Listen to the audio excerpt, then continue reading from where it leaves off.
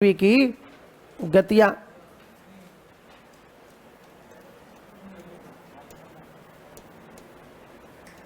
Syllabus मैंने आपको लिखा रखा है, पृथ्वी की गतियां।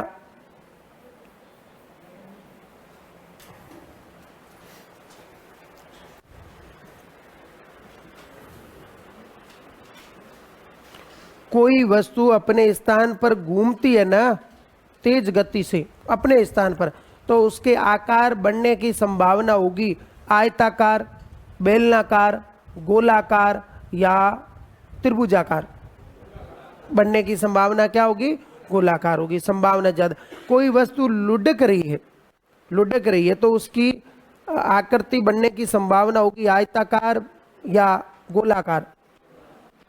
कोई वस्तु लुढ़क रही है तो वो अपना शेप कैसा धारण करेगी?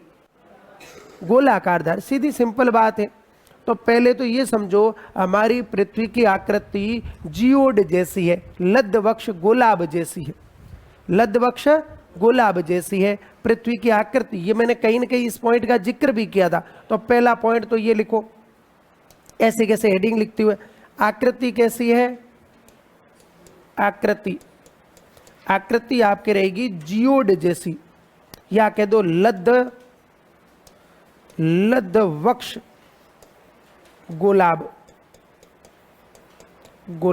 इसका अर्थ है भूमध्य रेखा से उभरी और ध्रुवों से चपटी रहेगी। पृथ्वी की जो गतियां हैं ये है महसूस नहीं होती है। कारण क्या है कि पृथ्वी की गतियों में निरंतरता है।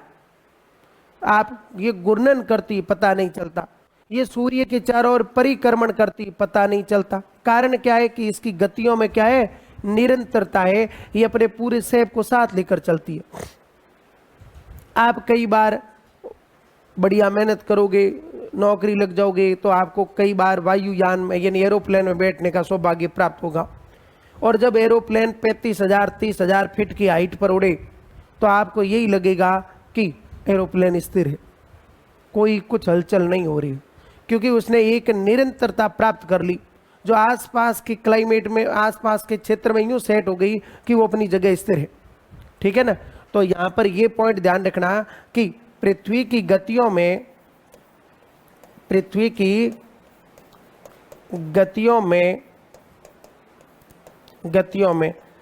निरंतरता है।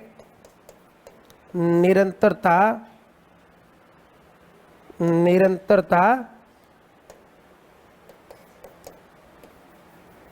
है। अतः इसे महसूस नहीं किया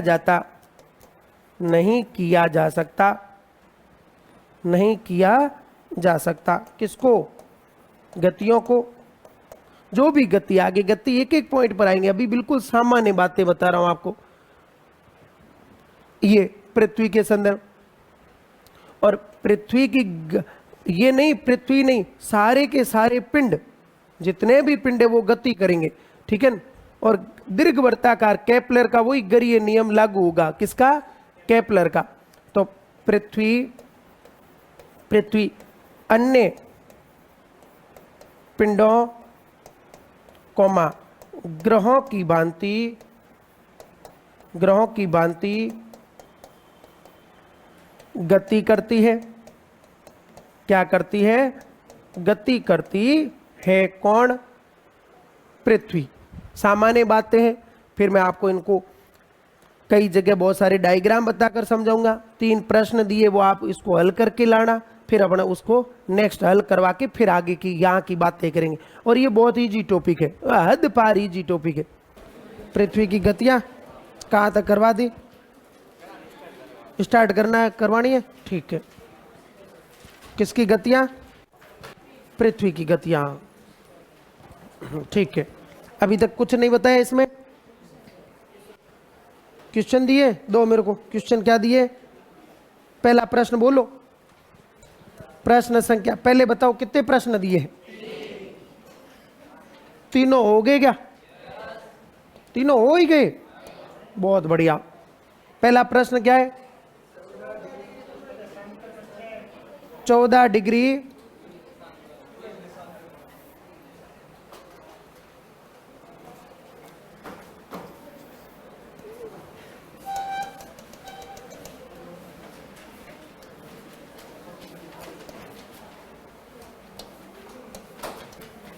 अब बताओ 14 डिग्री, 14 डिग्री पूर्वी देशांतर पर, हाँ ठीक है, 6 बजे हैं तो 72 डिग्री, तो 72 डिग्री 42 मिनट पर समय ज्ञात करना है। हो गया, हो ही गया भाई ये तो। बताओ क्या आया आंसर, 9 बजकर। अब देखो आपने क्या किया, यहाँ का समय दे रखा है सुबह के 6 AM का समय है। पहला पॉइंट तो आपको जिधर का ज्ञात करना है वो पूर्व की ओर है पश्चिम की ओर है, पूर्व की ओर है। पूर्व की ओर जाने पर समय क्या होगा, बढ़ेगा। कितना बढ़ेगा, जितना तुम क्या करोगे, देशांतर पार, मतलब अंतर ज्ञात करो। अंतर कितना है, अंतर कितना है, 72 डिग्री 42 मिनट में से 14 घटा लो, या ऐसे करो 14 में कितने जोड़े 72 आ जाए।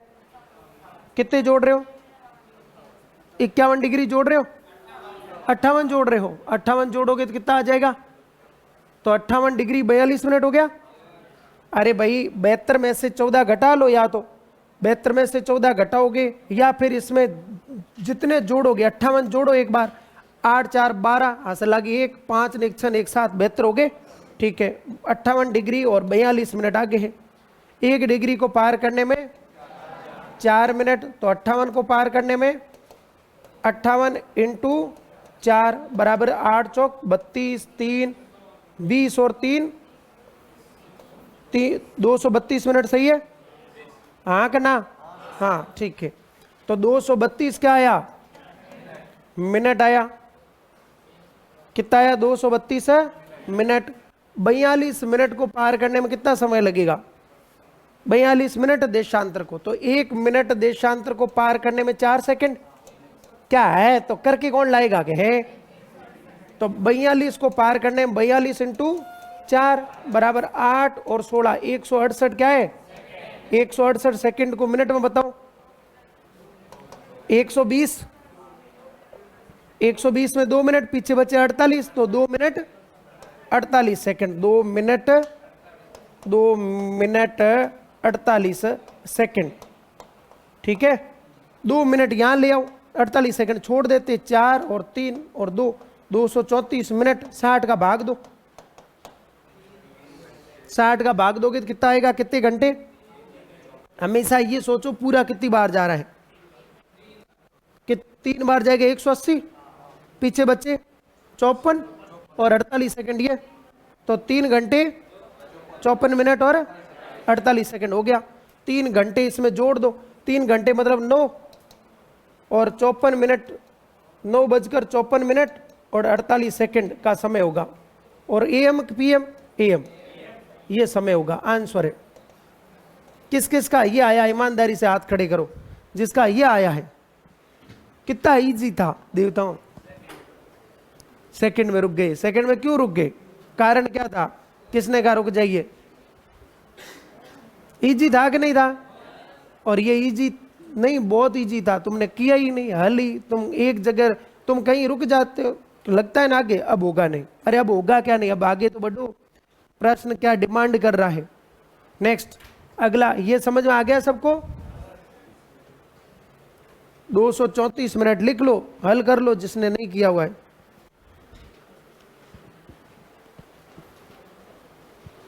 इसमें 2 फॉर्मेट निकल कर आए हैं, इसमें 2, एक तो आपको ये ध्यान रखना था, ये पॉइंट ध्यान रखना था, एक तो आपको ये वाला,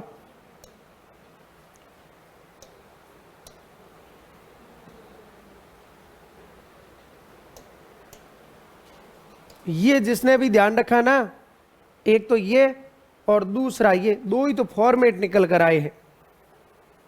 ये लो,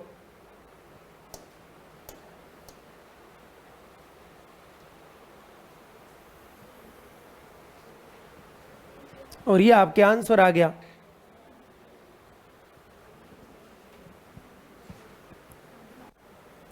नेक्स्ट अगला बताओ, ये लिख लिया सबने, पहले लिख लो जिसने नहीं लिखा है। ये ऐसे प्रश्न तो खुद बना सकते, खुद हल कर।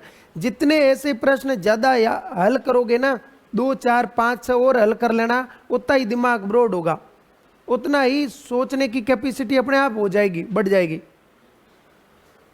लो अगला बोलो, नेक्स्ट। हो गया ना ये तो। अगला क्या बोलो, 35 डिग्री, हाँ 35 डिग्री नॉर्थ, 62 डिग्री पूर्वी, हाँ हाँ ठीक है, 2 AM का समय, हाँ 22 डिग्री नॉर्थ,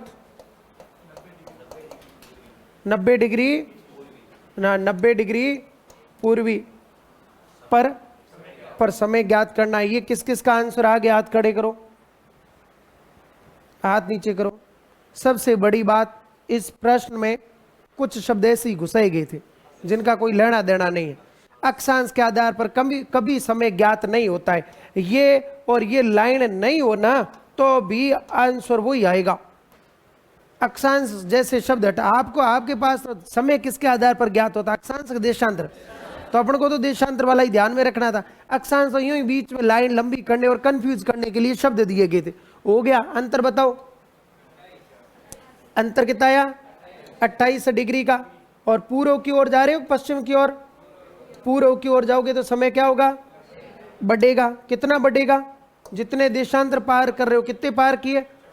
28। तो 28 इंटू 4 कर लो, 28 इंटू 112, क्या 112 मिनट, मतलब कितने घंटे?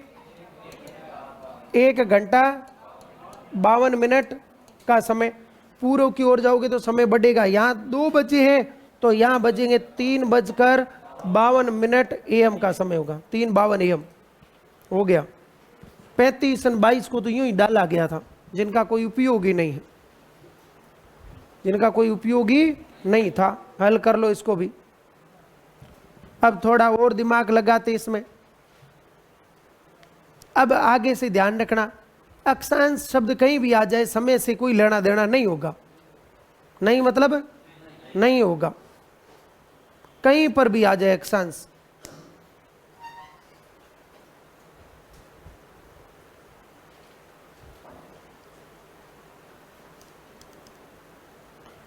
अब आप मुझे, ठीक है ये कर लो, मैं अब एक पॉइंट बोल रहा हूं, सुनना ध्यान से, है ना। ये कंफ्यूज नहीं करने से। यदि पृथ्वी की घूर्णन गति को, यदि पृथ्वी की घूर्णन गति को दुगुना कर दिया जाए, लाइन सुनना, यदि पृथ्वी की घूर्णन गति को दुगुना कर दिया जाए तो एक देशांतर को पार करने में समय लगेगा 2 मिनट, 4 मिनट, 6 मिनट, 8 मिनट। 8 कैसे लगेंगे? गति पृथ्वी पर ही है, तेज पृथ्वी सूर्य के सामने, कहने का अर्थ पहले 24 घंटे में जो स्थान आता था वो 12 घंटे में आएगा।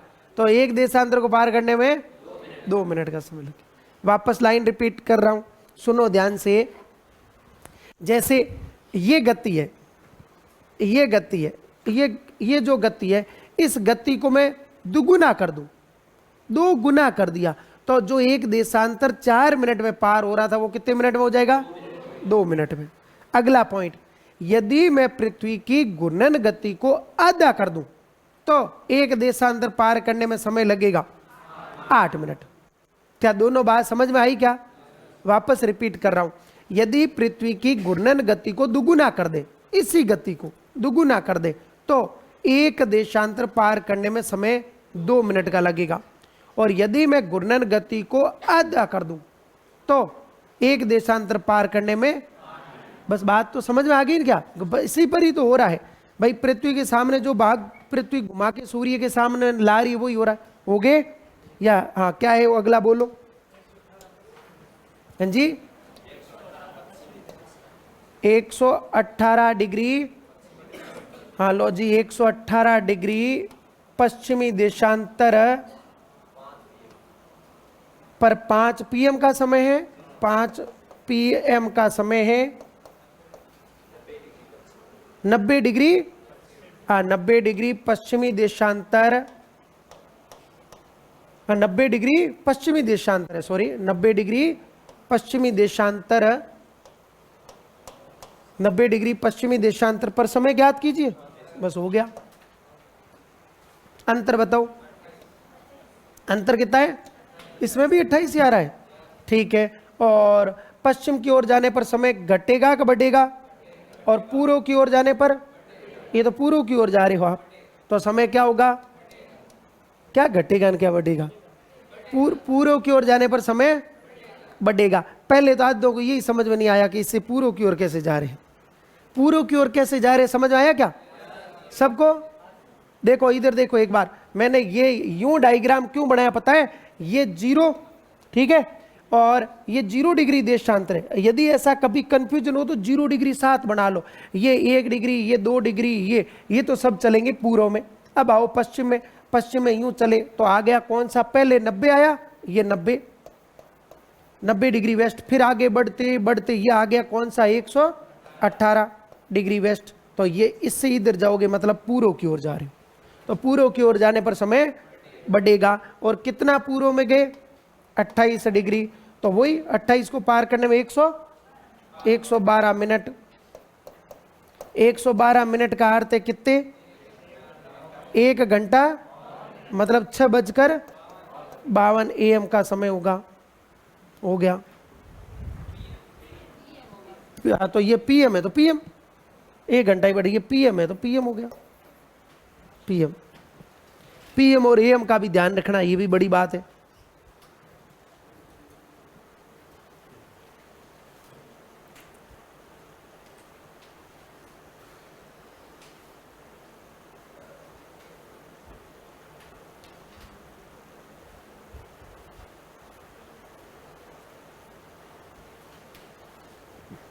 यहां तक क्लियर सबको? ठीक है, और किसी को कोई समस्या हो तो पूछ लीजिएगा।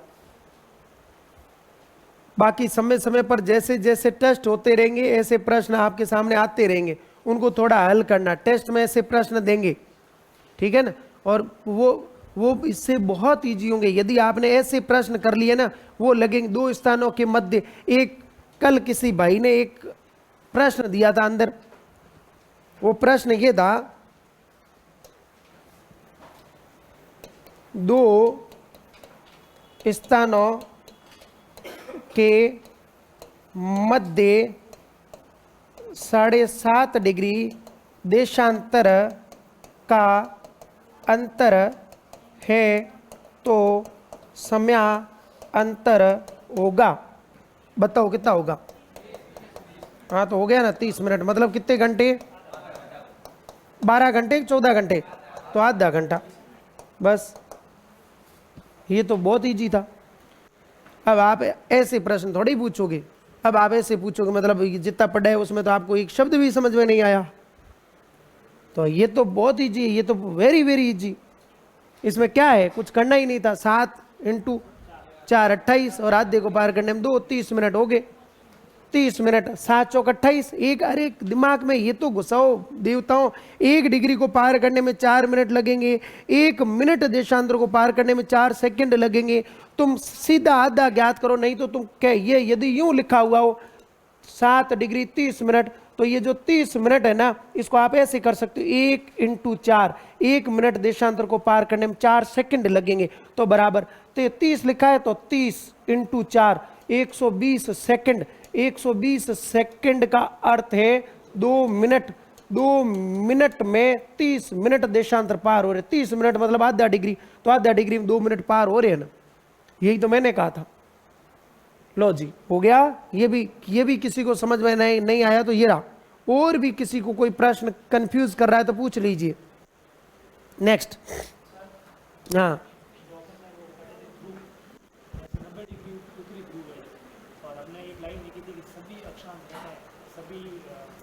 देशांतरों को काटती है और 90 डिग्री का कोण काटती है, तो वो मिल गई है, ध्रुव वाले को नहीं काटेंगे। 90 डिग्री काटेगी, 90 डिग्री खुद बिंदु है, वो रेखा कहाँ है?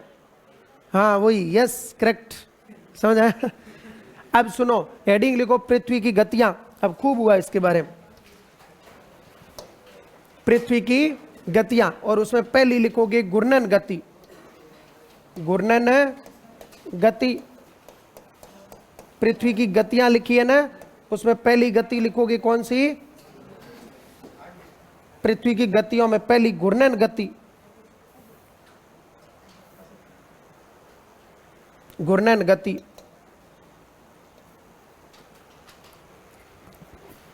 कौन सी गति?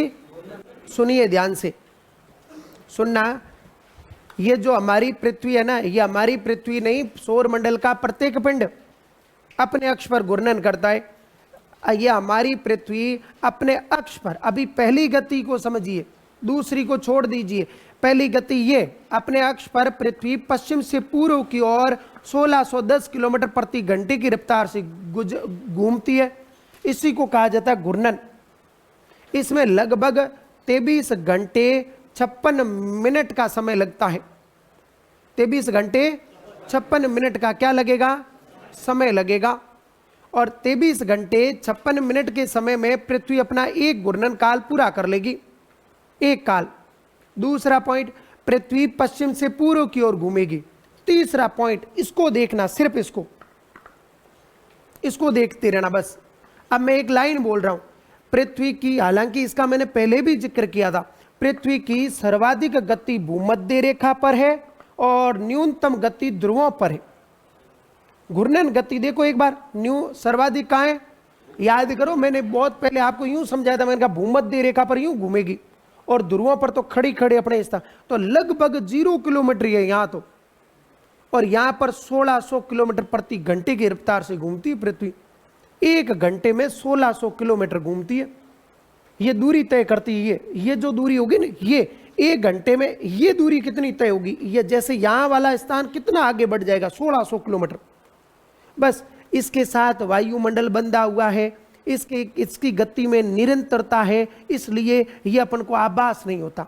किसी के दिमाग में है कि सर 1600 किलोमीटर प्रति घंटे की रफ्तार से तो हमारे कान, आंखें, बाल सारे पीछे उड़ने चाहिए थे यूं। ऐसे नहीं है, ये सारा वायुमंडल इसके साथ पैक है और इसकी गति में अत्यधिक निरंतरता है, अतः यह आभास नहीं होता। जब हमारी पृथ्वी, आपने कई बार बस की पीछे वाली सीट पर बैठे एक खिड़की से पेड़ पौधों को देखा होगा।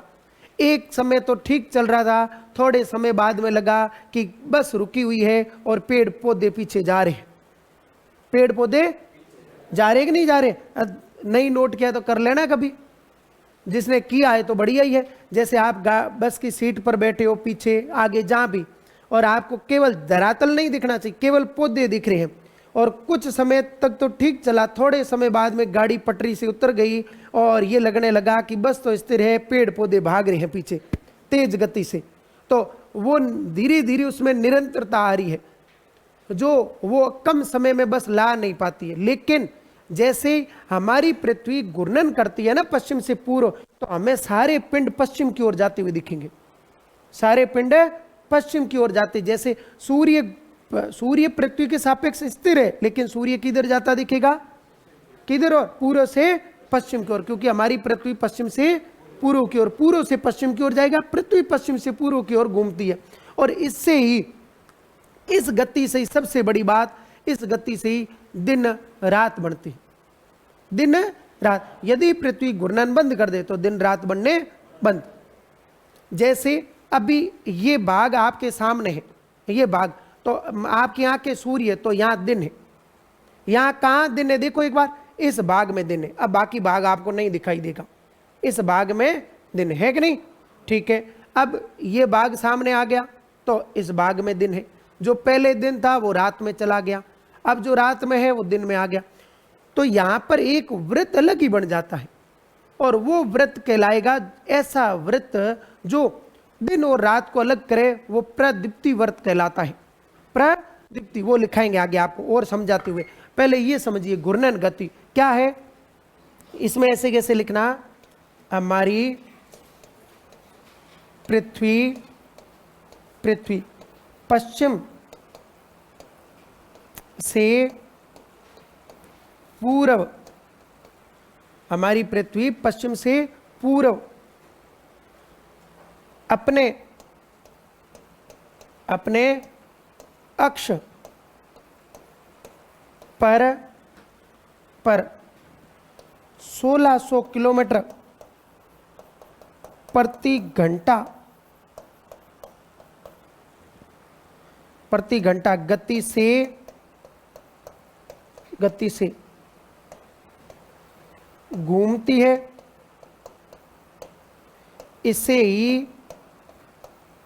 ही परिभ्रमण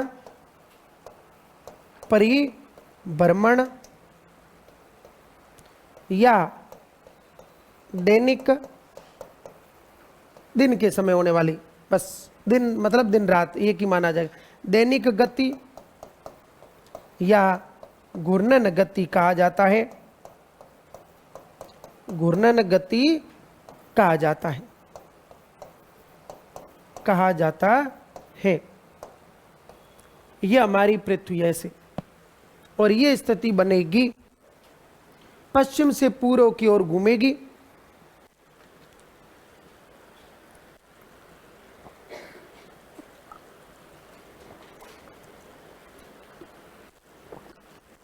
कौन?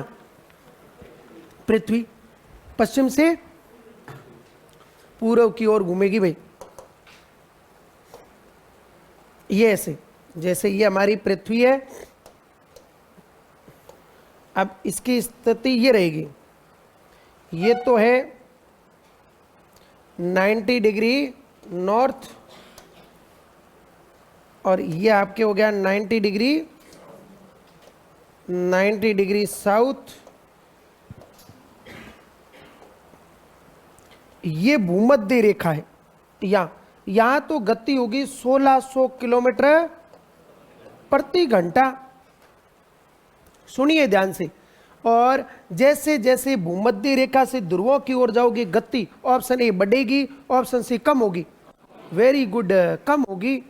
और कम होते होते ध्रुवों पर तो जैसे आप आ जाइए 66.5 डिग्री पर, 66.5 डिग्री पर यह लगभग 1275 किलोमीटर। हर जगह की ध्यान नहीं रखनी है, ऐसे नहीं सर करक की भी बता दो, मकर की 30 डिग्री की भी बता दो, है ना। 1275 किलोमीटर प्रति घंटा होगी आर्कटिक सर्किल पर। आर्कटिक सर्किल का अर्थ है 66.5 डिग्री उत्तर या 66.5 डिग्री दक्षिण, उत्तर, ठीक है। तो ये सेम यहां भी वही 1275 किलोमीटर प्रति घंटा, मतलब गति कम हो रही है। और अब आप यूं ही समझ लीजिए, फाइनली यहां पहुंच जाइए लगभग 0 किलोमीटर प्रति घंटा, 0 किलोमीटर, बिल्कुल लगभग 0 किलोमीटर ही है।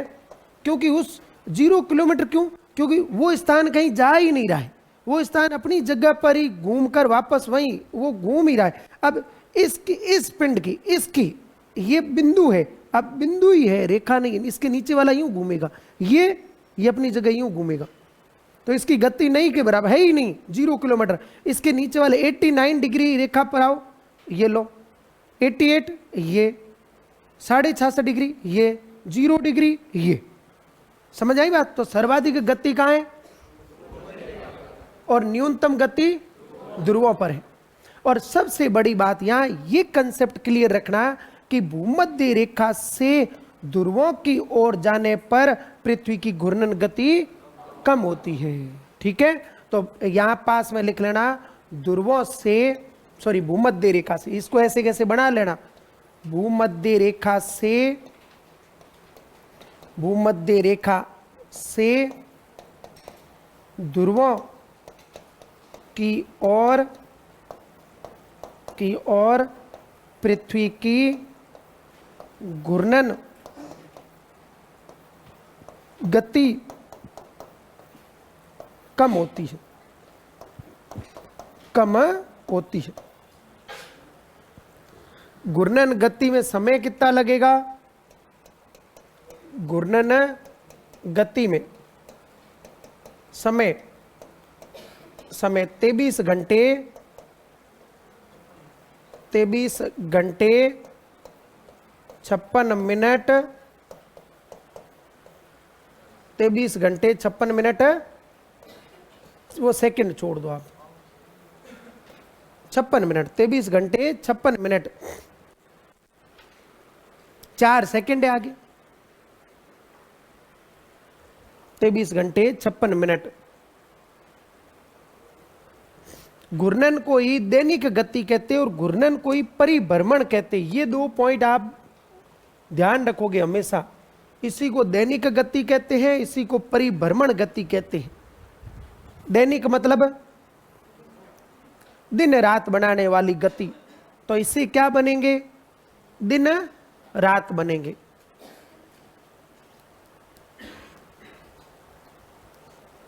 दिन रात।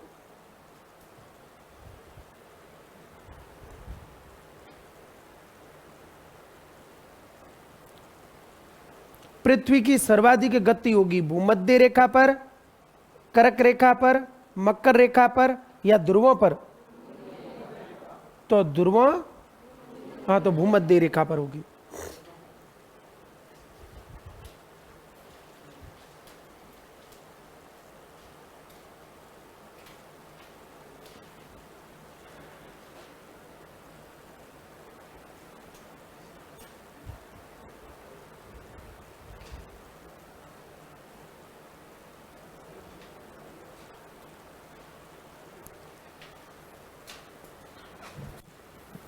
लगभग आप यूं कह सकते हो, ये जो गति है ना 1600 किलोमीटर, ये लगभग 416 मीटर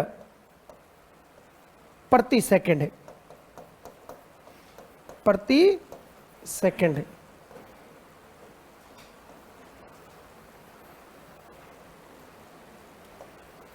घूर्णन गति लगभग 416 मीटर प्रति सेकंड। 1 सेकंड में 416 मीटर जाएगी, तो 2 में 832 यूं।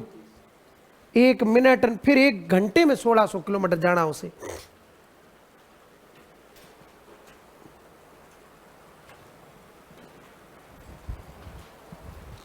चार सौ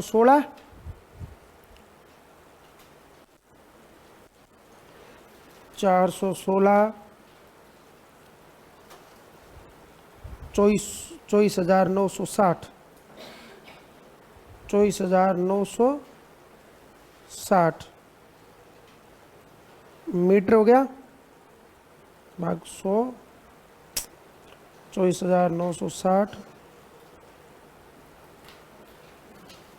1000, 24.96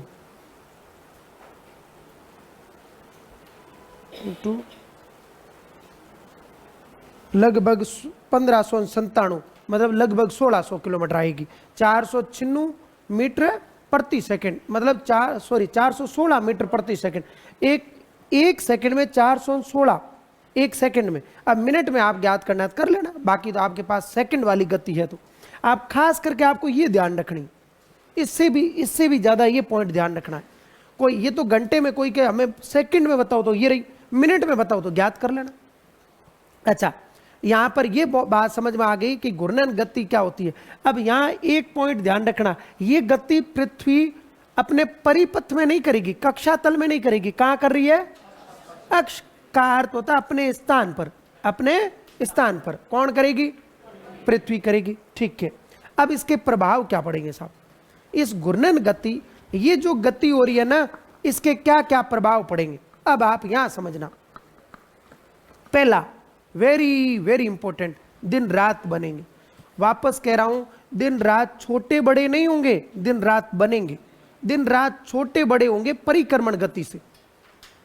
यहां ये पॉइंट कंफ्यूजन वाला है। सबसे प्रभाव, पहले तो हेडिंग लिखो, प्रभाव। प्रभाव, प्रभाव। पहला घूर्णन गति से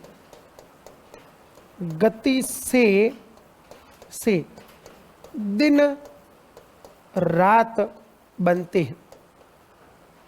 दिन रात बनते हैं। कौन सी गति से? घूर्णन गति से क्या बनेंगे? दिन रात बनेंगे भाई। पहला पॉइंट, गति कौन सी है? घूर्णन गति है। अब दिन रात बनेंगे ना, तो दिन रात बनने में प्रोसेस को समझो। दिन रात जो बनेंगे उसमें अब की बार मैं पृथ्वी को थोड़ा झुका के बनाऊंगा, समझना।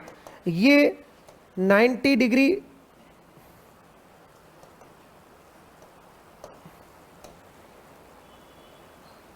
ये लगभग सीधी बनी है, ठीक है। और ये 23.5 डिग्री में इसको झुका रहा हूं, 23.5 डिग्री इसको झुका के चलेंगे। ये 23.5 डिग्री पृथ्वी अपने अक्ष पर झुकी हुई है, ठीक है। स्थिति क्या है? स्थिति ये है कि ये 90 डिग्री नॉर्थ ये है और ये 90 डिग्री साउथ है, ये नहीं है। ये तो हर बार मैं भले ही ऐसे बनाता हूं, लेकिन पृथ्वी अपने अक्ष पर झुकी हुई 90 डिग्री यूं मिलेगा। ये मैंने आपको कई बार पॉइंट समझाया था। मैंने कहा अपन बनाते समय क्या है, इस चीज को इग्नोर कर देते हैं। बाकी ये तो ये यूं है, ये देखो यूं, ये यूं नहीं है, तो ये यूं है, ये और ये, तो ये वाला ये रहा और ये वाला ये रहा। ये इतनी झुकी हुई है अपने अक्ष पर, कौन? पृथ्वी। तो ये जो अक्षीय झुकाव है ना, ये है 23.5 डिग्री, ठीक है। दूसरा पॉइंट सुनना, अब सूर्य है, सन को देखो, सन को अपन यहां रख देते हैं, ये सूर्य है,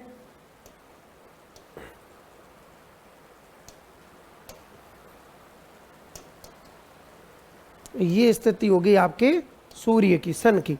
अब सूर्य से जो किरणें निकलेगी उससे सूर्य पृथ्वी का जो भाग जहां दिन होगा, इसमें नोट करो दिन का होगा, तो दिन है ना इस भाग में होगा, ये भाग दिन वाला है, ये भाग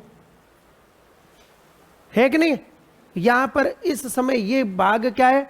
दिन वाला। अब ये जो भाग है जहां दिन है, ये पूरा ये भाग ऐसे भले ही दिखे, ये है ऐसे यूं, ये भाग, ये इधर सूर्य मान लीजिए, तो ये भाग है, और यहां से इस पूरे भाग में इस साइड दिन है और इस साइड रात है। लाइन समझ में आई क्या? ये एक वृत्त बन रहा है, वृत्त को यूं समझो, इस साइड से सन है तो ये भाग ही दिख रहा है, ये भाग, ये भाग मान लीजिए ये इस साइड है, तो मुझे एक कोई भी ध्रुव नहीं दिखेगा, तो इसमें भी एक कोई ध्रुव नहीं दिखेगा और एक दिखेगा।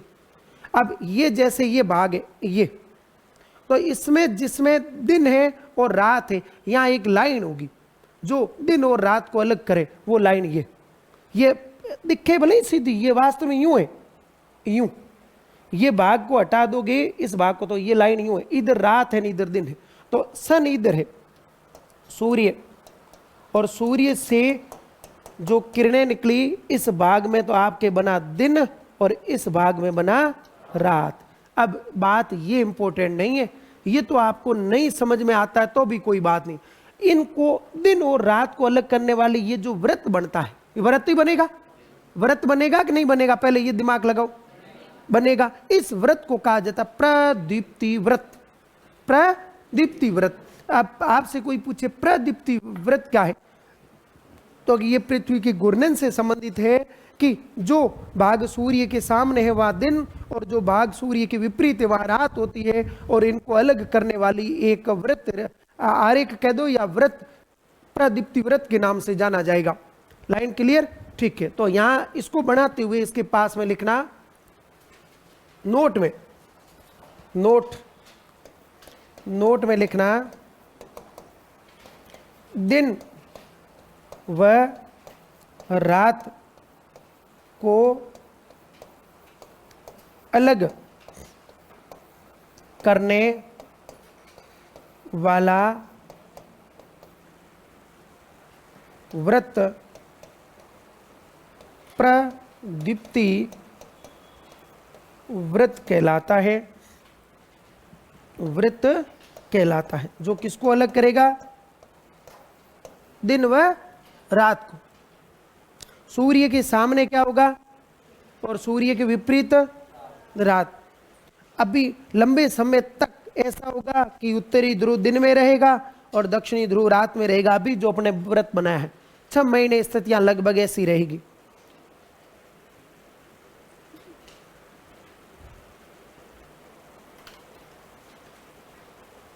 तो घूर्णन गति से ही क्या होगा? दिन रात होगा। और घूर्णन गति से ही अन्य पिंड अपन को किस ओर जाते हुए दिखेंगे? पूर्व से पश्चिम की ओर, इंक्लूड सूर्य, सन भी, सूर्य भी पूर्व से पश्चिम की ओर। पहले इतना लिखो फिर आगे बता देते हैं।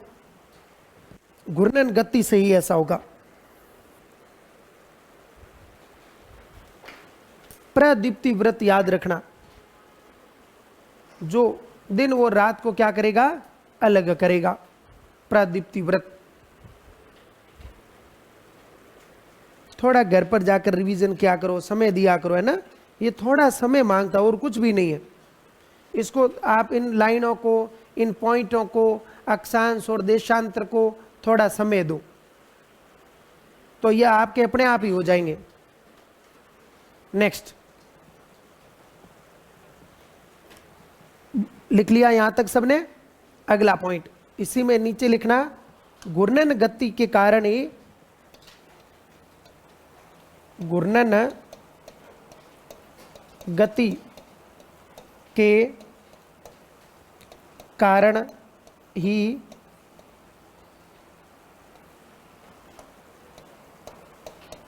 सौर मंडल के अन्य पिंड पूर्व से पश्चिम जाते दिखते हैं। जैसे सूर्य। अपने एक उदाहरण मोर देन सफिशिएंट है, ये आपको हमेशा। पृथ्वी के सापेक्ष सूर्य क्या है? स्थिर है। क्या वास्तव में सूर्य स्थिर है? किसके चारों ओर घूमेगा? आकाशगंगा के केंद्र के चारों ओर। और उसको कितने वर्ष में पूरा होगा? और उसको क्या कहते हैं? और ये आपके कहाँ आया था? टेस्ट में। जो आपके क्या हुआ? रहने दो, नहीं सही हुआ वो। तो गलत कहाँ हुए थे? नंबर तो 12 13 ही आ रहे थे। तो कितने आए? 19 नंबर है। 29? क्या बात कर रहे हो? हैं? ठीक है, चलो बहुत बढ़िया। नेक्स्ट, तो अन्य पिंड पूर्व से पश्चिम की ओर जाते दिखेंगे। अब हमारी पृथ्वी घूमती है ना, तो घूर्णन के कारण हवाओं में और उड़ती हुई चीजों में एक विक्षेप उत्पन्न हो जाता है। वापस रिपीट कर रहा हूं, हमारी पृथ्वी घूर्णन करती है, इस वजह से उड़ती हुई चीजों में और पवन में विक्षेप उत्पन्न होता है। विक्षेप का अर्थ होता है मोड़ आ जाता है। कैसे? जैसे पवन का समझ लीजिए, मान लीजिए ये सब घूर्णन के कारण हो रहा है। जैसे ये हमारी, और अभी आपको ये समझ में भी आ जाएगा क्योंकि मैं पृथ्वी की गति समझा चुका हूं। जैसे ये भूमध्य रेखा है, ये 30 डिग्री मान लो, ये 60 डिग्री मान लो और ये ध्रुव मान लो। ठीक है, इधर भी ये 30 डिग्री, ये 60 डिग्री और ये ध्रुव मान लो।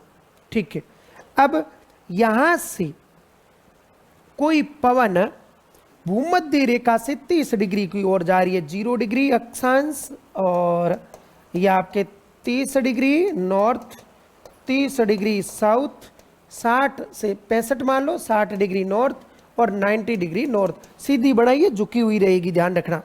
और ये आपके 60 डिग्री साउथ और 90 डिग्री नॉर्थ, हाँ 90 डिग्री साउथ। अब समझो, अब यहां कोई पवन इससे इस ओर जाएगी तो क्या होगा? देखना, ये पवन यहां पहुंचनी चाहिए थी, लेकिन ये अधिक गति क्षेत्र से निकली है। बताओ, भूमध्य रेखा पर गति अधिक है 30 डिग्री पर, तो ये पवन यहां पहुंचने की बजाय आगे निकल जाएगी, यहां पहुंच जाएगी।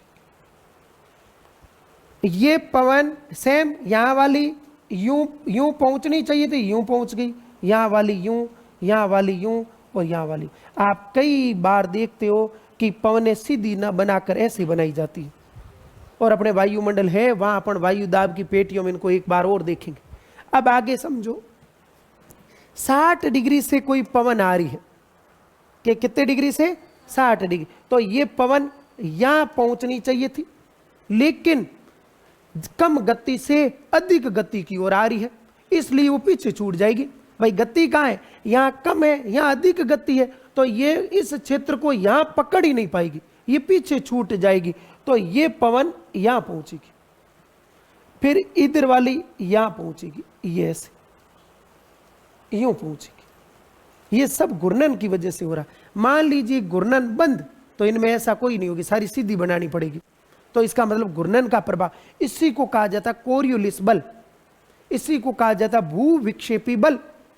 पृथ्वी की घूर्णन के कारण उत्पन्न पवनों में विक्षेप कोरियोलिस बल कहलाता है। अब आप वापस यहां आइए, इस भाग में, इस भाग में पवन मान लीजिए ये 0 डिग्री अक्षांश से ऐसे चली, ठीक है। अब आप इसको यूं समझ लीजिए कि या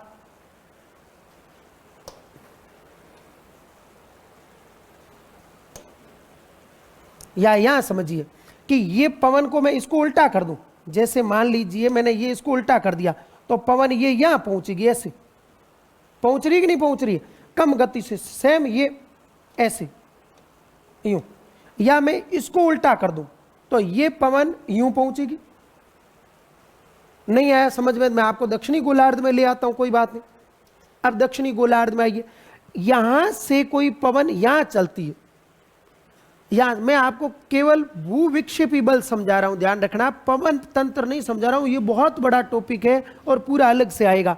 तो ये पवन यहां पहुंचनी चाहिए थी, यहां नहीं पहुंचेगी, ये पवन पहुंचेगी यूं, ऐसे यूं पहुंचेगी, ये लो यूं पहुंची, ये यूं पहुंची, ये यूं, ये यूं, ये यूं, इधर वाली पवने यूं पहुंचेगी, ऐसे यहां से निकलेगी तो इस साइड यूं।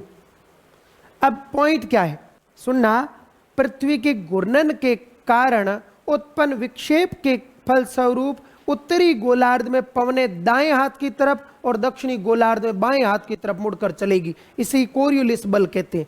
आखिर दायां और बायां कैसे निर्धारण किया, तो जिधर से पवन चलती है उस तरफ पीठ करके खड़े रहो। आपका दायां पवन का दायां है, ये दाईं ओर चल रही, देख लो, ये दाईं ओर चली, इसको देखो, पवन आ रही है, उधर पीठ करके खड़े रहो, ये दाईं ओर चली, देख लो, राइट साइड दाईं ओर। ये अब दक्षिणी गोलार्ध में आओ, इस रेखा के नीचे, इस रेखा के नीचे आओगे तो ये खड़े रहे पीठ करके, पवन बाईं ओर चलेगी, देख लो बाईं ओर, इसको देख लो भले, इसकी तरफ पीठ करके खड़े रहो, ये बाईं ओर, ये कोरियोलिस बल है। और ये घूर्णन के कारण उत्पन्न होगा, किसके कारण, घूर्णन के कारण। तो एक लाइन लिखो इसमें, इसके जस्ट नीचे लिखना,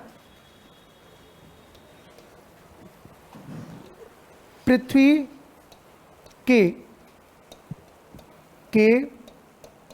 घूर्णन के कारण ही, पृथ्वी के घूर्णन के कारण ही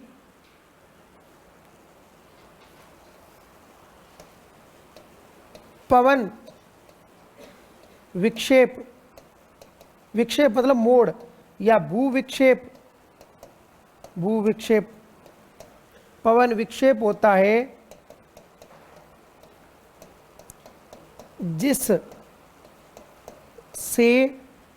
जिससे उत्तरी गोलार्ध में, जिससे उत्तरी गोलार्ध में पवन दाएं, राइट, दाएं हाथ की तरफ व दक्षिणी गोलार्ध में बाएं हाथ की तरफ मुड़कर चलती है, बाएं हाथ की तरफ मुड़कर क्या करेगी, मुड़कर चलती है, मुड़कर चलती है। उत्तरी गोलार्ध में किस और दाएं, और दक्षिणी गोलार्ध में बाएं। इससे ही कोरियोलिस बल कहा जाता है, इससे ही कोरियोलिस बल कहा जाता है। कोरियोलिस बल क्यों कहा जाता है भाई इसे, इससे ही कोरियोलिस बल कहा जाता है। कोरियोलिस क्यों कहते हैं इसको? दाएं और बाएं से क्या लेना देना कोरियोलिस का? हम इस बल की खोज या ऐसा बताने वाला विद्वान कोरियोलिस ही था। गुरुत्वाकर्षण बल को न्यूटन का बल कहते हैं क्या? हाँ कि ना? तो न्यूटन ने खोज की थी इसलिए।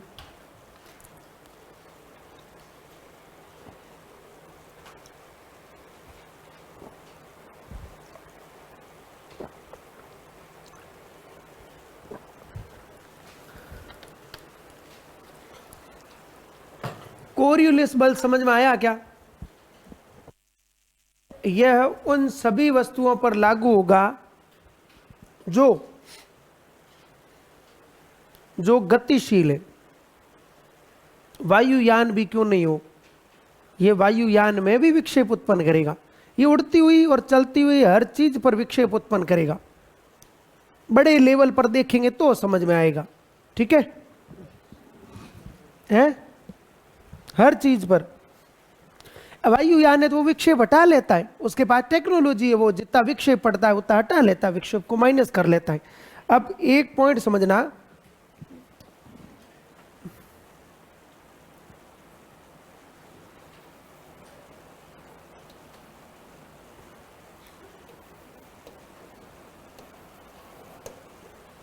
दो स्थान है,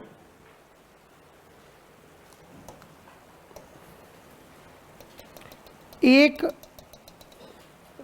व्यक्ति या वायुयान, मान लो एक वायुयान ए से बी यूं यात्रा करता है और एक वायुयान यूं यात्रा करता है। ये कोई एक ही जगह, आप इसे टी वायुयान मान लो, टी एरोप्लेन यानी वायुयान, और ये पी वायुयान।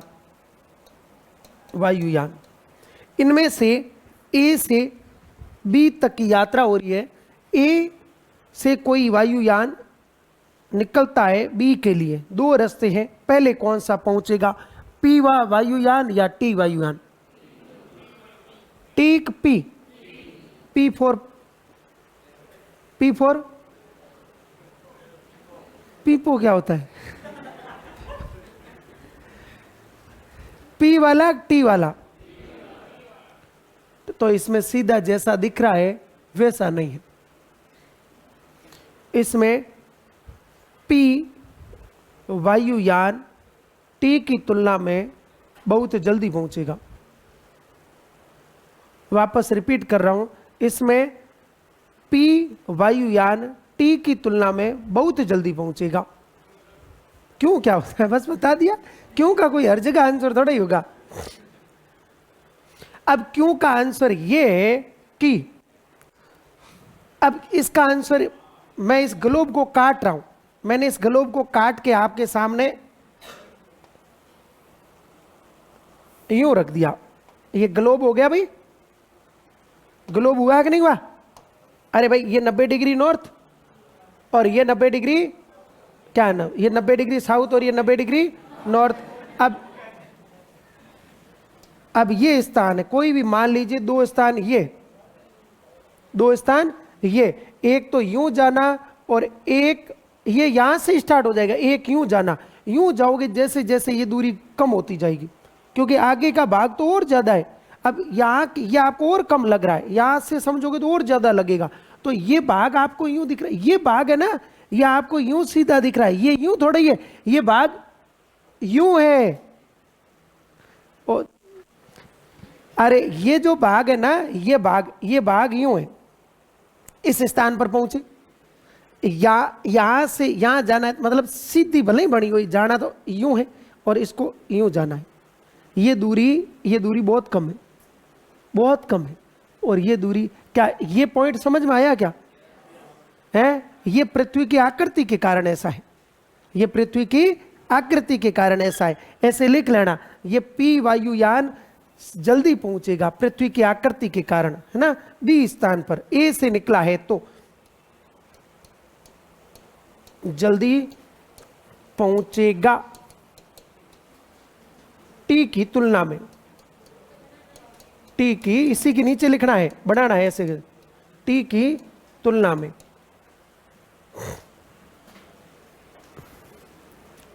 पृथ्वी की जियोड आकृति के कारण, पृथ्वी की लद्धवक्ष गोलाभ कह दो या जियोड, जियोड आकृति के कारण। आकृति, जियोड का मतलब लद्धवक्ष गोलाभ ही है, कोई दूसरा नाम नहीं है।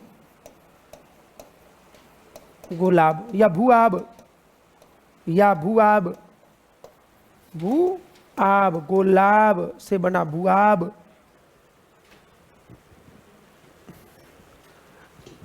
धीरे धीरे सीखोगे, बहुत सारी बातें सीखोगे, एक साथ नहीं आएगी।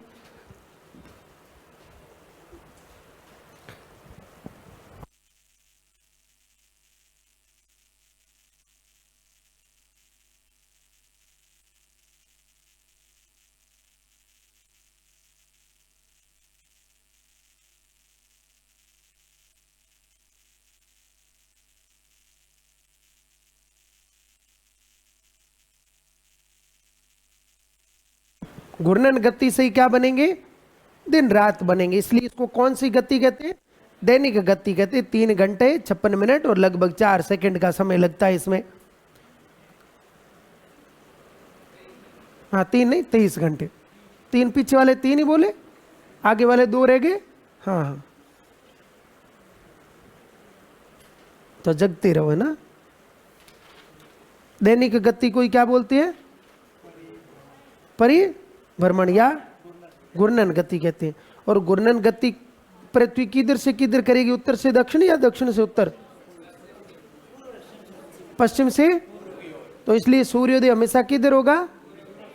सूर्योदय हमेशा किधर होगा? सूर्योदय हमेशा पूर्व की ओर होता है, क्योंकि हमारी पृथ्वी पूर्व से पश्चिम घूमती है। हमारी पृथ्वी पश्चिम से पूर्व घूमती है, क्योंकि हमारी पृथ्वी उत्तर से दक्षिण घूमती है, क्योंकि हमारी पृथ्वी दक्षिण से उत्तर घूमती है, पश्चिम से। इसीलिए सूर्योदय हमेशा किधर होगा? हाँ, पूर्व की ओर होगा। इसको अंडरलाइन करके लिख लेना यार, तुम तो देवता हो, कुछ भी कर सकते हो। हमेशा, अतः, अतः हमेशा पूर्व में, पूर्व में क्या होगा? सूर्योदय। निम्नलिखित में से किस ग्रह पर पूर्व में सूर्योदय नहीं होता है? शुक्र पर और अरुण पर।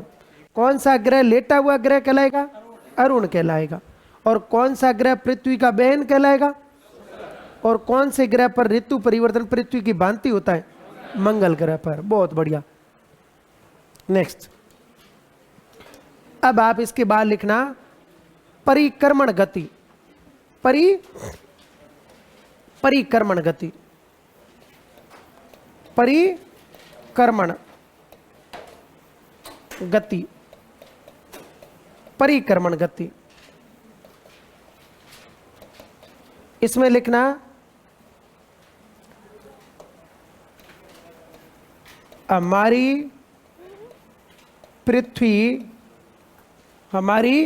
पृथ्वी सूर्य के चारों ओर कैसे वर्ताकार में? हाँ, दीर्घ वर्ताकार में, दीर्घ वर्ताकार में 1,07,000, 1,07,000, आगे 1,07,200 है, उसको हटा दिया है ना, अपने इतना याद रखना है। दीर्घ वर्ताकार में 1,07,000 किलोमीटर प्रति घंटे की स्पीड से घूमती है हमारी पृथ्वी। सूर्य के चारों ओर दीर्घ वर्ताकार में 1,07,000 किलोमीटर प्रति घंटे की स्पीड से घूमती है। इससे ही परिक्रमण या वार्षिक गति कहा जाता है, या वार्षिक गति कहा जाता है। कहा जाता है। इसे ही कहा जाएगा परिक्रमण या वार्षिक गति के नाम से जाना जाएगा। वार्षिक गति यही कहलाएगी। और अब इसको गति को ज्ञात करना है। ये तो आपने किलोमीटर में बताई है, कई बार क्या होता है सेकंड में पूछ लेते हैं। सेकंड में, सेकंड ज्ञात कर सकते हो आप क्या? इस गति का प्रति मीटर या किलोमीटर सेकंड के हिसाब से बतानी, घंटे के हिसाब से तो मैंने बता दी। कैसे बताओगे? 1,07,000 किलोमीटर प्रति घंटे की स्पीड से घूम रही है। 1 घंटे में ये घूम रही है, मतलब 1 घंटा मतलब कितने मिनट में? 60 मिनट में ये स्पीड है। अब एक फिर 60 सेकंड मतलब 1 मिनट, फिर उसमें से 1 सेकंड ज्ञात करनी है। करो।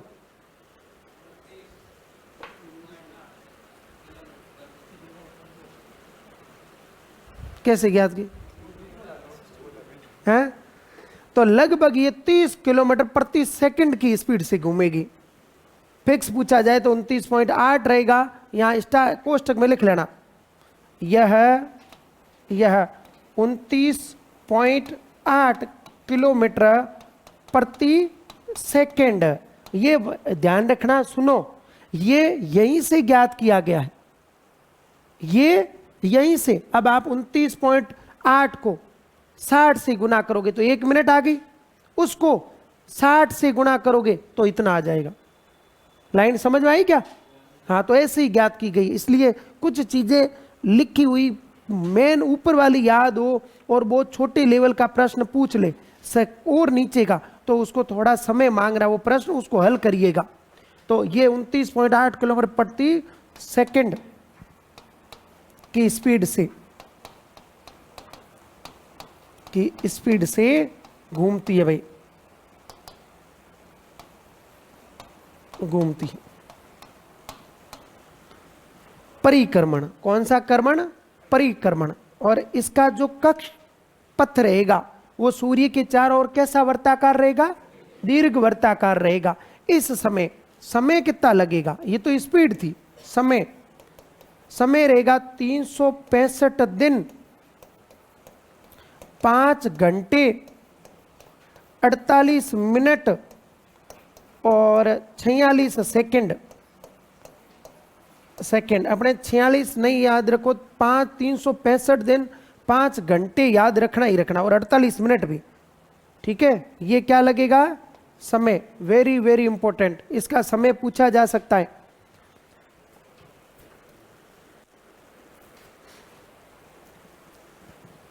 इसी को सौर वर्ष कहा जाता है भाई, ब्रह्मांड वर्ष नहीं। ब्रह्मांड वर्ष तो कितने का होगा? 25 करोड़ वर्ष का। इसे ही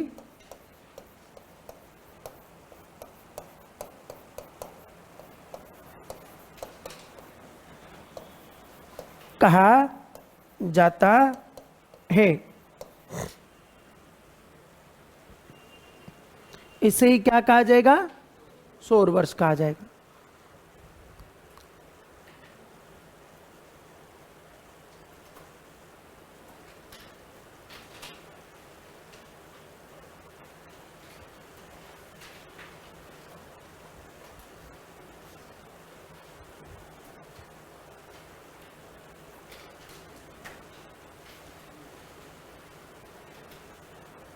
पांच घंटे 48 मिनट 46 सेकंड में लगभग 6 घंटे मान लो, लगभग 6 घंटे। हालांकि इसमें भी कुछ मिनट है वो कुछ सालों बाद में एडजस्ट होते रहते हैं। अब समझो, ये बात इतनी समझ में आ गई क्या सबको? ये स्थिति में अब सुनना, ये जो ये ना 1 वर्ष बराबर 365 दिन का, 365 दिन का 1 वर्ष। 1 लीप वर्ष 366 दिन का। क्या ये बात समझ में आई? ये जो 1 वर्ष है ना, ये लीप वर्ष, यह प्रत्येक चौथे वर्ष आएगा। प्रत्येक चौथे वर्ष आएगा, चौथे वर्ष आएगा। कैसे आएगा? तो ये एक वर्ष है ना 365, तो उसमें जो 5 घंटे 48 मिनट और 46 सेकंड वाला समय था ना, वो हर बार जुड़ता रहेगा। हालांकि ये भी थोड़ा कम होगा, लेकिन इसको फिर आगे एडजस्ट करते रहते हैं, और वो एक दिन इसमें जुड़ेगा। और इस समय एक लीप वर्ष की सबसे इंपॉर्टेंट बात कि इसमें फरवरी 28 की नहीं होकर फरवरी 29 की होगी, 29 की होगी, फरवरी 29 की होगी भाई इसमें, ये इंपॉर्टेंट बात है। और फरवरी 29 की हर चौथे वर्ष में होगी, और उसी को क्या कहते हैं? लीप वर्ष। अपने कुछ बातें ध्यान रखनी है कि लगभग नहीं, आज तक ऐसा ही चलता आ रहा है। अमेरिका के राष्ट्रपति के चुनाव हमेशा लीप वर्ष में होते हैं। 2016 में हुए, 20 में हुए, 24 में हो रहे हैं, और 24 लीप वर्ष है। हाँ, लीप वर्ष है। 28 अगला कब आएगा? 28, 32, 36, 40 लीप हर चौथा साल। 4 जिसमें 4 का भाग जाए वो लीप वर्ष है। लेकिन शताब्दी का कोई है तो उसमें 400 का भाग देना पड़ेगा। ऐसा मैंने कहीं रीजनिंग में पढ़ा था, बाकी आपकी रीजनिंग है तो आप पढ़ोगे, इतना अपने 4 का भाग देना, 400 वाला जाना भी नहीं है। ठीक है, तो एक वर्ष। और ये क्या समझ में आ गया? अच्छा, पृथ्वी की परिक्रमण स्पीड ज्यादा है, परिभ्रमण स्पीड ज्यादा है? परिक्रमण बहुत ज्यादा है भाई। परिक्रमण स्पीड है वहां 416 मीटर प्रति सेकंड था, और यहां 30 किलोमीटर प्रति सेकंड है। एक सेकंड में ऐसा हो रहा है, 30 किलोमीटर एक सेकंड में जाती है, टक गई एक सेकंड में 30। जोधपुर आ गया ना जोधपुर? हाँ, तो अब तो गई, अब जयपुर पार है। तो ये यहां तक लाइन क्लियर। नेक्स्ट, अब प्रभाव देखते हैं इसके। प्रभाव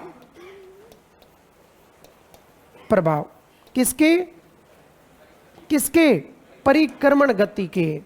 परिक्रमण गति के प्रभाव देखेंगे। परिक्रमण गति के प्रभाव, परिक्रमण गति के। पहला, वेरी इंपॉर्टेंट, दिन रात छोटे बड़े होंगे। वापस कह रहा हूं, वापस यहां आओ, पहले ये रुको एक सेकेंड। यहां मैंने लिखा है घूर्णन गति से दिन रात बढ़ते हैं, मैंने छोटा बड़ा नहीं लिखा है। और यहां अपन लिखेंगे कि परिक्रमण गति के कारण दिन रात छोटे बड़े होते हैं। परिक्रमण गति में ही सूर्य उत्तरी और दक्षिण होगा, और तब दिन बड़े होंगे जिधर होगा वो, वही कर्क और मकर रेखा पर। तो परिक्रमण गति के प्रभाव में देख रहे हैं, पहला, दिन रात छोटे बड़े होंगे। क्या? दिन रात। अब दिन बड़े हो रहे हैं तो गर्मियां हैं कि सर्दियां हैं? गर्मियां हैं। और रातें बड़ी हो रही है तो सर्दियां हैं, गर्मियां हैं? और गर्मियां और सर्दियां दिन रात है कि ऋतु है? ऋतु है। दिन रात कैसे? गर्मियां और सर्दियां क्या है? ऋतु है। तो दिन रात छोटे बड़े होते हैं, इसका अर्थ यूं ही समझो, ऋतु परिवर्तन होता है। ऋतु परिवर्तन परिक्रमण से होगा कि परिभ्रमण से होगा? ऋतु परिवर्तन होता है परिक्रमण से। क्या होगा? ऋतु परिवर्तन होगा। वेरी इंपॉर्टेंट, दोनों लिख लो। पहला, दिन रात छोटे बड़े होंगे, और ऋतु परिवर्तन होगा। परिभ्रमण से अपसौर और उपसौर की स्थिति बनेगी कि परिक्रमण से बनेगी? हैं जी? दीर्घ वृत्ताकार, इसी में शब्द आया, तो अपसौर व उपसौर की स्थिति बनेगी। अपसौर व उपसौर की स्थिति बनेगी।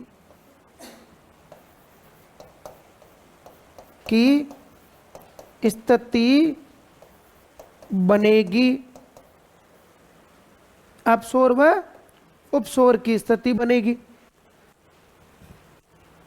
अपसौर कब होगा? 4 जुलाई को। और उपसौर नजदीक किसमें होगी? सूर्य के।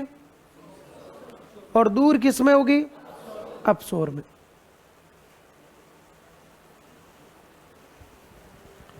परिक्रमण गति, चंद्रमा और पृथ्वी की परिक्रमण गति के कारण ही सूर्य ग्रहण व चंद्र ग्रहण होता है भाई।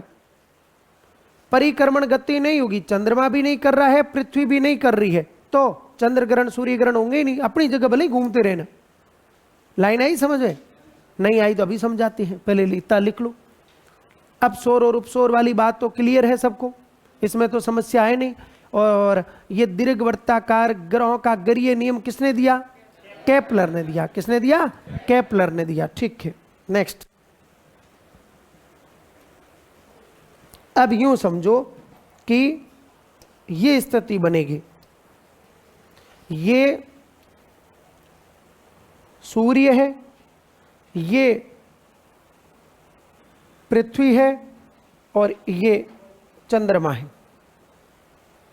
ठीक है, अब समझना यूं कि ये जो चंद्रमा है ना, ये चंद्रमा पृथ्वी के चारों ओर दीर्घवृत्ताकार चक्कर लगाएगा, ये ऐसे।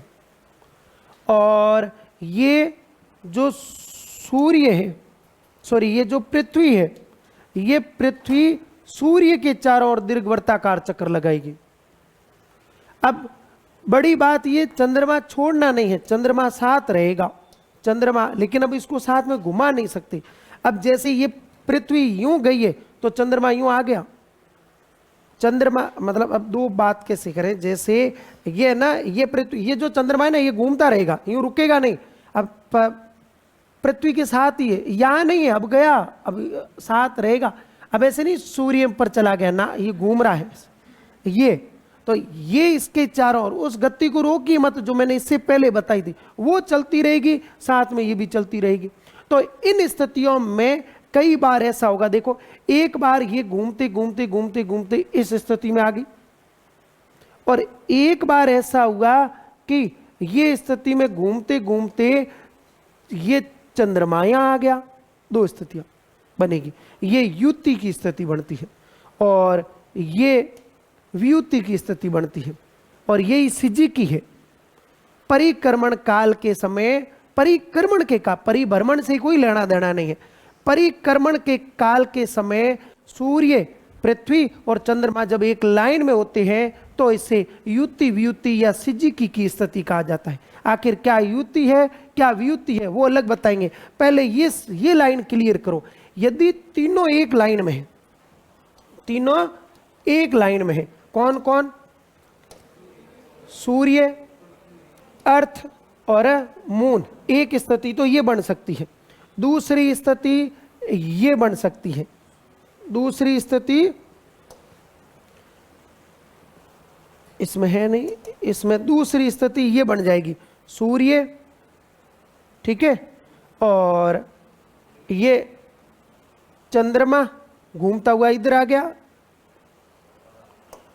चंद्रमा, और ये पृथ्वी। थोड़ी बड़ी बना देता हूं जिससे आप समझ सको। ये अर्थ हो गई, ये आपके मून हो गया, और ये आपके सन हो गया। एक स्थिति ये बन सकती है, इसमें ये सन है, ये मून है और ये अर्थ है, एक स्थिति ये बनेगी। ठीक है, अब बात ये समझनी है कि दोनों स्थितियों में तीनों एक लाइन में, दोनों स्थितियों में तीनों एक लाइन में है। बस परिवर्तन ऊपर वाले और नीचे वाले में यह है कि एक के दोनों के बीच में पृथ्वी है और एक दोनों के बीच में चंद्रमा है।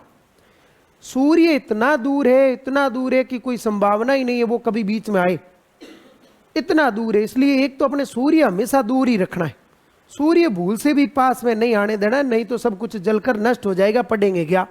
तो इसलिए सूर्य हमेशा दूर ही रखना है। इस स्थिति को, ये जो तीनों एक लाइन में स्थितियां बनेगी, इन स्थितियों को ही कहा जाएगा सिजिकी। या युति व्युति, और इसमें युति और व्युति अलग अलग है। पहले ये समझो, क्या सूर्य सूर्य पृथ्वी व चंद्रमा जब जब परिक्रमण स्थिति में, परिक्रमण के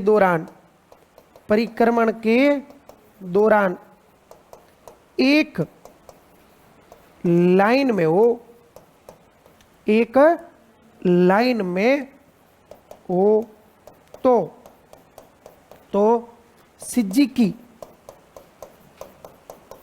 या युति व्युति कहलाता है, युति व्युति कहलाता है। लो जी, कहलाता है। ये तीनों जब एक लाइन में हो, ये रहे तीनों एक लाइन में। अब ये जो लाइन है, अब आप यूं समझो, ये जो लाइन है इसमें पृथ्वी बीच में है, मतलब ये व्युति है, और ये चंद्रमा बीच में है, मतलब युति की स्थिति है। तो लाइन क्या सुनना, व्युति की स्थिति में सूर्य और चंद्रमा के बीच में पृथ्वी रहेगी, और युति की स्थिति के बीच में सूर्य व पृथ्वी के बीच में चंद्रमा रहेगा। सूर्य इनके बीच में कभी नहीं आएगा, एक तरफ तो सूर्य ही रहेगा, एक तरफ या तो पृथ्वी रहेगी या चंद्रमा रहेगा।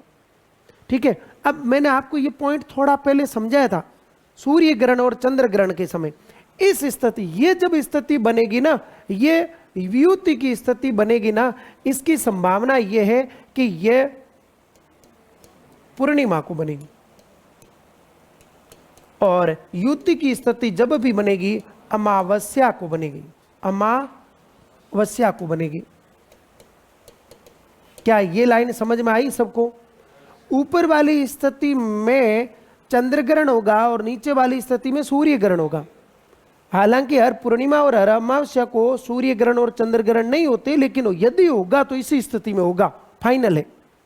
ये लाइन समझ में आई क्या? अब ये ऐसे कैसे बना लेना, और इसके नीचे युति और व्युति की डेफिनेशन भी लिख लेना। ये बहुत इंपॉर्टेंट है, प्रश्न आने की संभावनाएं हैं यहाँ से, और इसको रटना भी नहीं है। इसमें ये दोनों चीजें क्लियर है, बस ये सिज्जी की कहते, ये इसमें कोई अंतर नहीं। युति व्युति में थोड़ा ध्यान रखना,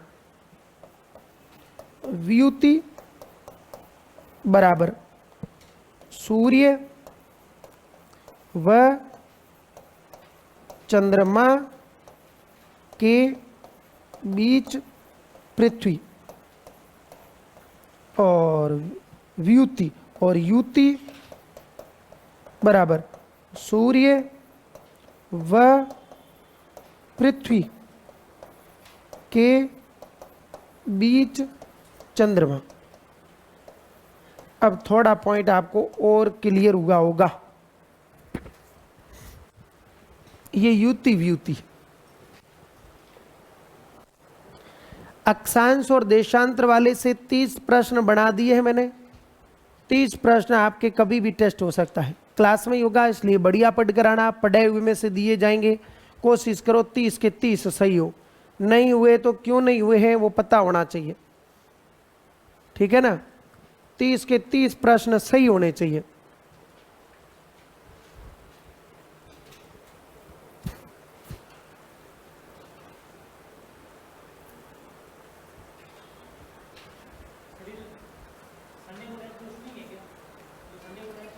नहीं,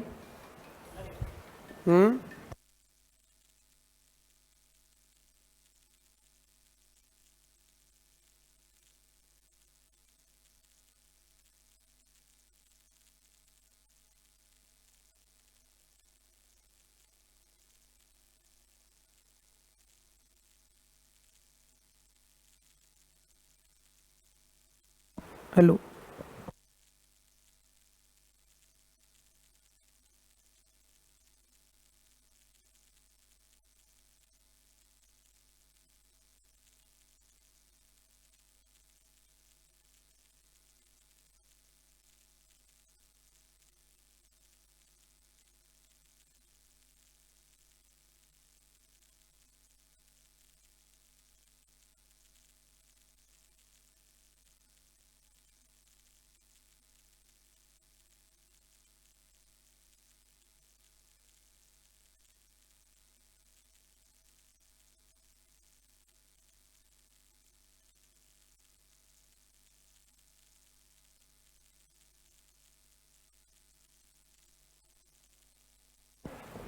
ओके।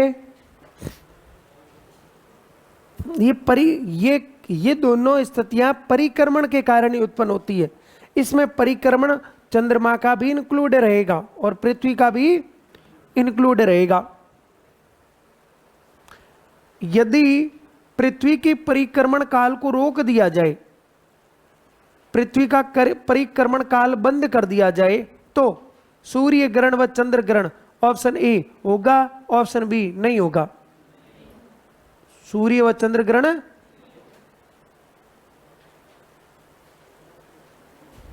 वापस सोच लो एक बार। यदि पृथ्वी के परिक्रमण काल को रोक दिया जाए तो सूर्य व चंद्र ग्रहण ऑप्शन ए होगा, ऑप्शन बी नहीं होगा। यदि पृथ्वी के घूर्णन काल को रोक दिया जाए तो सूर्य ग्रहण व चंद्र ग्रहण होगा या नहीं होगा।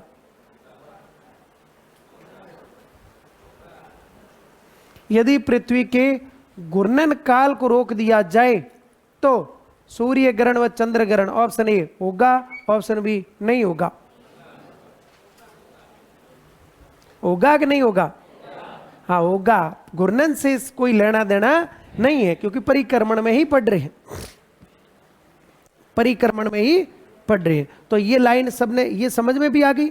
अब इसमें एक अपने व्युत्ति और युति वाला याद रखना।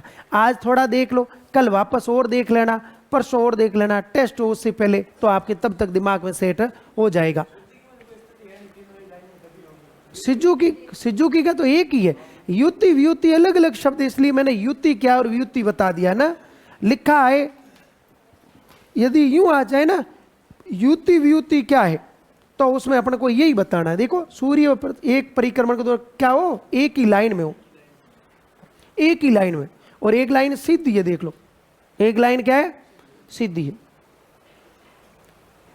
एक आपने नाम शब्द सुना है अक्ष। अक्ष, अक्ष पता है क्या होता है? अक्ष होता है पृथ्वी के केंद्रीय भाग से निकलने वाली काल्पनिक रेखा जो उत्तरी व दक्षिणी ध्रुव को मिलाए, वो अक्ष रेखा कहलाएगी। अक्ष बराबर लिख लो, पृथ्वी के केंद्रीय भाग से निकलती रेखा जो उत्तरी व दक्षिणी ध्रुव को मिलाए, काल्पनिक रेखा है,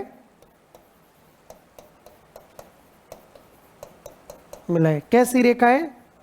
काल्पनिक रेखा है, वास्तव में नहीं बनी हुई, काल्पनिक रेखा है।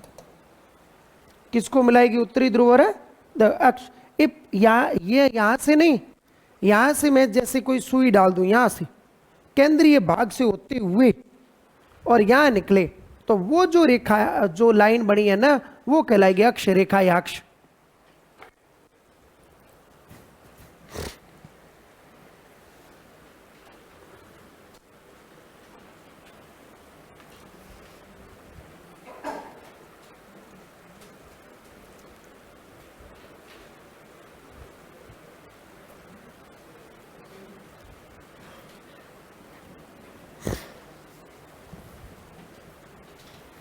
अब आपको कुछ इसमें अभी आपको सुपर मून है, ब्लड मून है, ठीक है ना। अभी आप देखो कल एक धूमकेतु और दिखा था C 2023 करके, जिसका बाड़मेर से उसका लिया गया था। वो धूमकेतु 80,000 साल बाद में दिखा, C 2023। धूमकेतु में आपको करवा चुका हूं, पुच्छल तारे और हेली नामक पुच्छल तारा तो वेरी वेरी इंपॉर्टेंट। करंट से देखो, आपके कुछ ऐसे प्रश्न आएंगे जो करंट से जुड़े हुए होंगे। चलती हुई क्लास में तो मैं सारे करवा दूंगा, क्लासें चल रही है और करंट का कोई भी पॉइंट चल रहा है तो मैं करवा दूंगा। नहीं करवाया, क्लास पॉइंट निकल गया तो मैं आपके टेस्ट में आ जाएगा। मैंने अभी एक प्रश्न ऐसा बना रखा है जो आपके इस टेस्ट में आएगा, और वो अभी करंट में चर्चा में था, कईयों ने पेपर में पढ़ा भी होगा यूरोपा करके, तो वो मैंने बना दिया। अभी ये जो धूमकेतु है ये भी मैं प्रश्न डाल दूंगा, करंट में है, परिवर्तन हो रहे हैं, और भूगोल में कुछ पॉइंट ऐसे जो करंट के साथ ही चलते हैं।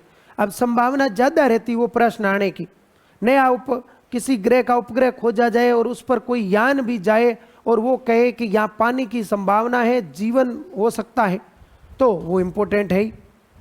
क्लासें पूरी हो गई है और उसके बाद वैसे भी टाइम कम ही होगा कि वो करंट के प्रश्न उठाकर पेपर बनाए, लेकिन फिर भी उस टाइम पीरियड में कोई प्रश्न बनता है तो आप जुड़े रहना। मेरे टेलीग्राम चैनल पर मैं ऐसी बातें डाल देता हूं, वहां जुड़ जाना, ठीक है। तो ये बाकी बात नेक्स्ट क्लास में करेंगे। ऑल द बेस्ट, मस्त रहो, और जितना करवाया उतना याद करके आना।